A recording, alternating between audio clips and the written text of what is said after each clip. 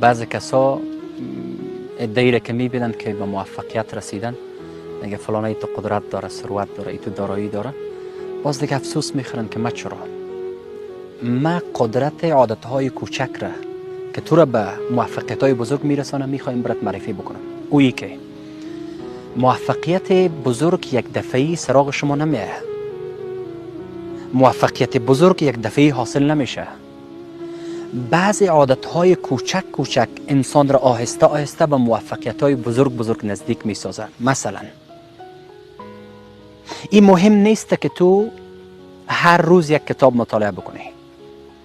هر روز به صورت دائم 5 صفحه کتاب مطالعه بکن. اینی از راز موفقیت. هر روز 15 دقیقه ورزش بکن. اینی از راز موفقیت. در هر هفته یک مهارت خیلی کوچک و ساده یاد بگی. این هست عادتهای خیلی کوچک که تو رو به موفقیت‌های بزرگ میرسانه. آدمای بزرگ این گونه به موفقیت‌های بزرگ رسیدن. بخیر و سلامت باشید.